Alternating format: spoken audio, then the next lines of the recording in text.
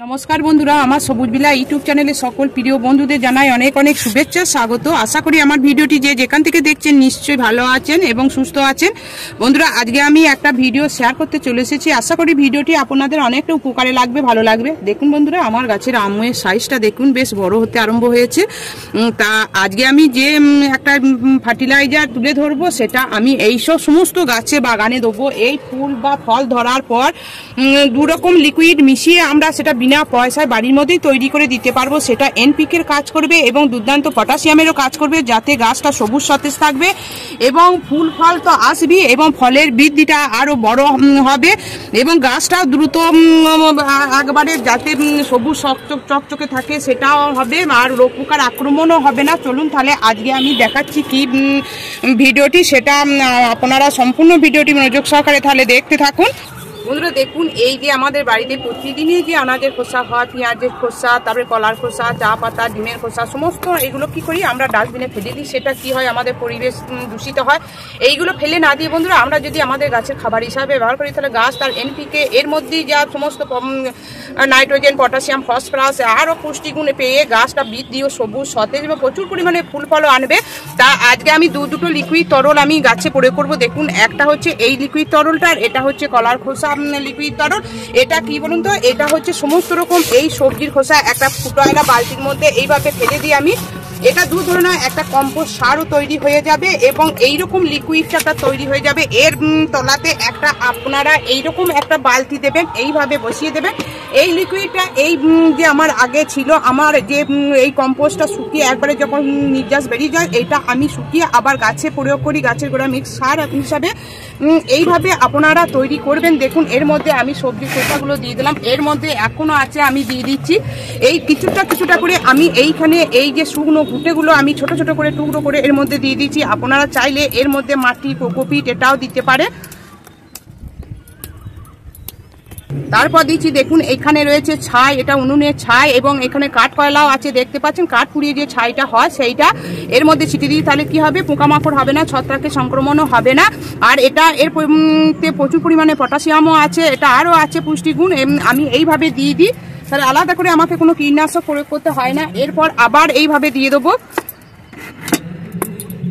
কলার খোসাগুলো। বন্ধুরা এখানে অল্প দেবেন, আর বাকিটা যদি গাছে ফুল না আসে এইভাবে আমার মতন পচিয়ে 2-3 দিন পচিয়ে বা 24 ঘন্টা ভিজিয়ে আপনারা জল সঙ্গে যে 1 লিটার জলের সঙ্গে আবার 1 লিটার জল পাইল করে আপনারা এই গাছের গোড়ায় দেবেন।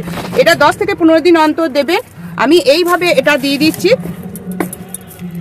একটা জায়গার মধ্যে। আপনারা এইভাবে এটা সঞ্চয় করে রেখে, দেখুন এখানে চা পাতাও আছে, এই চা পাতাটা ব্যবহৃত চা পাতা জলে ভালো করে ধুয়ে নিয়েছি, ধুয়ে নিয়ে আমি রেখে দিয়েছি একসঙ্গে। দেখুন এখানে পেঁয়াজের খোসাও আছে, রসুনের খোসাও আছে। এরপর আমি এই ঘুটের খুচরিগুলো আবার দিয়ে দেবো।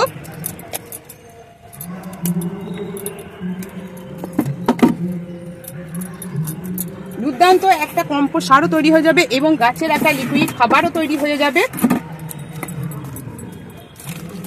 এর মধ্যে আবার অল্প করে 2টি ছাই দিয়ে দিলাম। তারপর এই পেপারটা এর মধ্যে দিয়ে দিচ্ছি, ছোট ছোট করে সব কম্পোস্ট হয়ে যাবে। এই পেপারগুলো আপনারা দিয়ে দিতে পারেন। তারপর এর মধ্যে আপনারা গুড় জলের ছিটাও দিতে পারেন, দই দিতে পারেন বা প্লেন জলও দিতে পারেন। এইভাবে জলে ছিটা দিয়ে একটা ঠান্ডা জায়গায় আপনারা রেখে দেবেন। এটা যখন সম্পূর্ণ নিচে নেমে যাবে তখন আবার পুনরায় আপনারা সবজির খোসা অ্যাড করবেন। তারপর দেখবেন প্রত্যেক দিন এইভাবে লিকুইড তরলটা বেরিয়ে যাবে। এই লিকুইড তরলটা আমি নিয়ে নিচ্ছি, এই পাত্রটার মধ্যে আমি রেখে দিচ্ছি। দেখুন এখানে 1 কোটো হয়েছে। এটা অবশ্যই আপনারা ঠান্ডা জায়গায় রেখে দেবেন, কিন্তু প্রত্যেকদিন একবার করে, প্রতিদিন না হলেও 2-3 দিন অন্তর একবার করে এই ঢাকনাটা খুলে দেবেন, না হলে এই একটা গ্যাস সৃষ্টি হয়ে যায়। এটা হলে কি হবে, না খুলে এই কোটোটা ফেটে যেতে পারে। এইভাবে খুলে দেবেন। এবার এটা যখন ব্যবহার করবেন বন্ধুরা, একটু গুড় জল দিয়ে এটা যখন 1 চামচ গুড় নেবেন, দিয়ে সেটা গুড়ের সঙ্গে জলের সঙ্গে এটা পাইল করে আপনারা গাছে প্রয়োগ করবেন, দেখবেন দুর্দান্ত রেজাল্ট পাবেন। এটা অবশ্যই আমার গুড় জল দিয়ে এটা তৈরি করা আছে, আমি রেখে দিয়েছি একবারে। এরপর এটাকে আমি ঠান্ডা জায়গায় একটা ঢাকা দিয়ে আমি রেখে দেবো, ঢাকা দিয়ে রেখে দেবেন। এরপর আমি গাছে কিছুটা প্রয়োগ করব। দেখুন এই লিকুইড তরলটা কিছুটা আমি এইখানে 3-4 লিটার জল নিয়েছি, তার সঙ্গে এই 1 লিটার আমি দিয়ে দেবো। তারপর এখানে একটু কলার খোসা, দেখুন এইখানে আছে, এই লিকুইডটা আমি নিয়ে নিচ্ছি।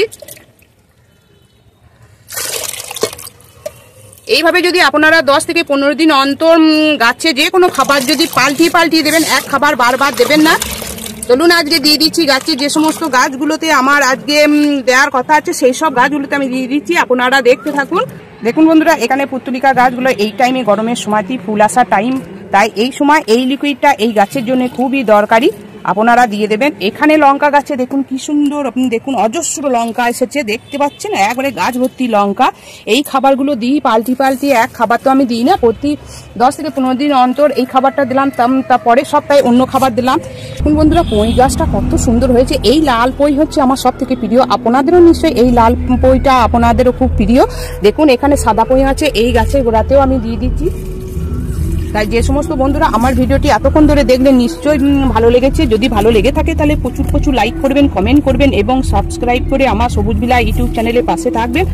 আর নতুন বন্ধুদের কাছে আমার ভিডিওটি অবশ্যই প্রচুর শেয়ার করবেন। ছাদ বাগানে গাছ নিয়ে কোনো রকম চিন্তা করবেন না, ছাদ বাগানে আমাদের হাতের কাছে যেসব উপকরণ আছে সেই সব দিয়ে গাছে পরিচর্যা করুন। তবে খাবারটা কিন্তু পাল্টি 10 থেকে 15 দিন অন্তর দেবেন। আর মিক্স খাবারটা প্রতি মাসে একবার করে দেবেন। আর কীটনাশক ছত্রাকনাশক আপনারা 10 থেকে 15 দিন অন্তর বা মাসে একবার প্রয়োগ করবেন। কীটনাশকটা প্রতি সপ্তাহে একবার করে প্রয়োগ করবেন, তাহলে গাছের তো দেখবেন কোনো সমস্যা হবে না। আপনারা ছাদ বাগানে প্রচুর গাছ বসান, অন্য বন্ধুদেরও গাছ বসাতে উৎসাহিত করুন। আপনারা ভালো থাকুন, সুস্থ থাকুন, ধন্যবাদ।